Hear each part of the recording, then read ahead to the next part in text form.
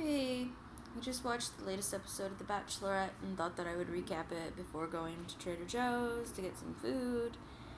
I didn't recap the second to last episode of Trader Joe's of The Bachelorette because, and I'm sorry for that because a lot of shit went down. Chad was crazy and finally was let go.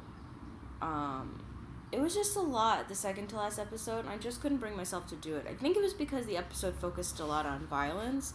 Chad being violent was a big thing about that violence, but then also I thought it was like absolutely disgusting in only the way that The Bachelor and The Bachelorette can be. That they had a football group date while they were in Pennsylvania, and it was at the Steelers Stadium, I think, and they brought in Ben Roethlisberger to like MC the event. And I don't know how much you know about Ben Roethlisberger, but he was accused of rape. And so it kind of like doesn't even matter if he was guilty or not. Although of course I do tend to believe people who, allege these kind of crimes. But the fact that even if he wasn't, he was accused of it, and that's disgusting to bring him on a show like this. Like, you're a disgusting human being, basically. What are you doing here? And so it was fitting in a way that he was in an episode with Chad and Chad's violence. Chad eventually got the boot. He was on a two-on-one date with Alex, the little tiny Marine, and that's when it kind of became clear. I think also that JoJo was keeping him around mostly because of he was fodder for the show and was good for ratings. So now that we've got Chad gone, what happened this week? So I still don't know I can't tell most of them apart. There's this guy named Robbie who I've like literally never seen before. But he's like in love with JoJo. He's not just falling in love with JoJo, he is in love with her, which is really interesting because they've been around each other for a month. And I'm pretty sure at this point he hasn't had a one-on-one date. So his entire exposure to her has been at cocktail parties, that drunken all-day pool party, and group dates. Like, he probably got pushed around a little bit on the gridiron. But he's like in love with her, and I don't even remember. She goes on a one-on-one date. No, okay, so after the rose ceremony where she gets rid of a couple people who, again, don't know them, they go to Uruguay. That's their first international destination. We're going to South America this year. They're going to Uruguay. The men are really excited. None of them know where it is, including someone whose mom was a geography teacher, so oops. Sometimes we neglect the students closest to us. So they go to Uruguay, and then she has a one-on-one date with... Who is that sucker with?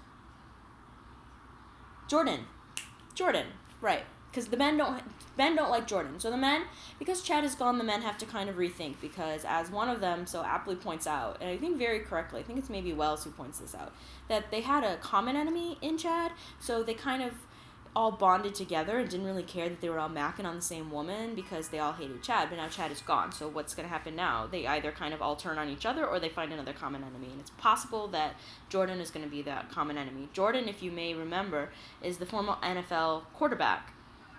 I don't want to disparage his athleticism, because to get to anywhere near the pros, to get to college as an athlete is huge. To get to any kind of professional level is even bigger. But we say professional former quarterback, he never played in an actual game. I think he was just in training camps. So I still use that term loosely. He was in the pros like tangentially, although he probably got like paid or something. But anyway, he's the quarterback of the Green Bay Packers is his brother. So that's his like big claim to fame. I guess Olivia Munn is like his sister-in-law, or I don't know if they're married. Whatever. I feel like a lot of this is going over your head. So they go on a one-on-one date. They're basically making out a lot on the deck of a yacht. And then they get into skin-tight wetsuits, of course. And they swim with seals, which actually is terrifying as like the water is to me at times. That sounds pretty badass, and it seemed like it was fun. I could do that for a date, I guess.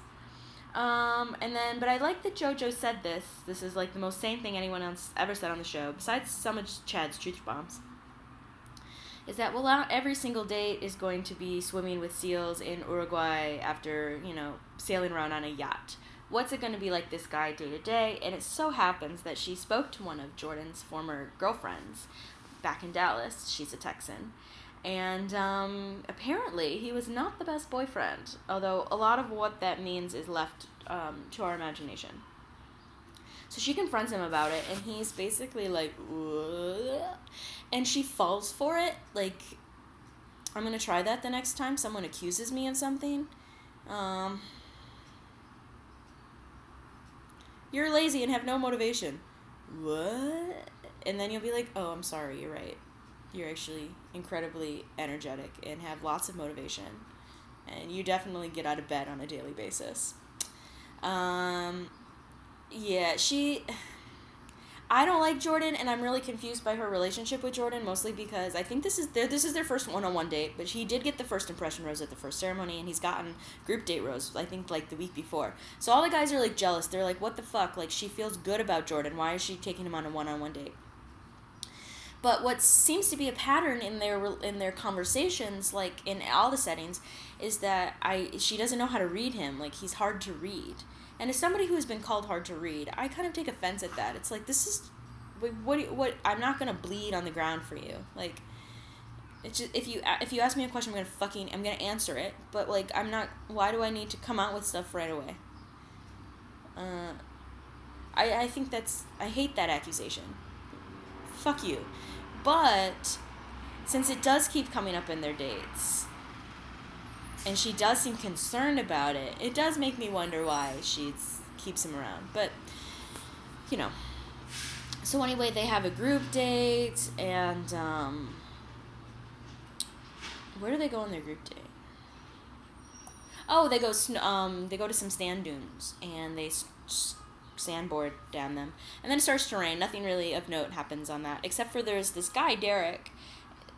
Derek, I'm remembering, is the guy who went on the very first group date to San Francisco. And he's, like, insecure a little bit, and he doesn't know where he stands because he hasn't had a one-on-one date since the very first one. And he's like, JoJo, like, what's happening here? I don't understand, like, where are we? And so at the end of that group date, she gives him the group date rose, and she tells the guys, and this is, like, the best part, she tells the guys, I'm doing this because, I'm going to give this rose to someone who needs my reassurance. Like, she calls him out, but, like, gives him the rose. And all the guys, like, hate this. They're like, oh my god, what did he go in and tell her? Like, I need you to give me something to make me feel good about this. Basically, they think it makes him weak. But whatever, it got him a rose. He's safe for another week. So y'all chumps maybe should have done the same thing. This episode was not very interesting. Oh, what I do like is that I don't remember when this happened. JoJo said I forget. Okay, yeah, this episode does get good after the group date. No, after the date with Jordan, I skipped a whole bunch of stuff, but whatever. So there's this one point, and I can't remember if it's before her date with Jordan or before her group date, but she says she holds her partners to a standard. And I thought, that's an interesting way to say that. I hold people to a standard too. Now, whether that standard is high or low is anybody's guess. I hold myself to a standard. I am going to be a standard-bearing human being. I'm going to start using that. Because my standard was, I used to have poor standards for people that I would be in a relationship with. But now, after everything that's happened, I have a standard. I have a standard of people. Okay, so after her relationship with Jordan, this is actually beautiful. So while she's on the relationship with Jordan, so there's a guy in the house named Vinny, who, R.I.P. Vinny, was kicked off this week. He cried, and it really touched my heart. He's a barber, and so he was, like, doing the guy's hair, which I thought was actually pretty cool. Like, I need a haircut a little bit because my cowlicks are, like, insane. Although cutting them was only going to make them more insane, so I don't really know what to do. Whatever, who cares? I'm unemployed.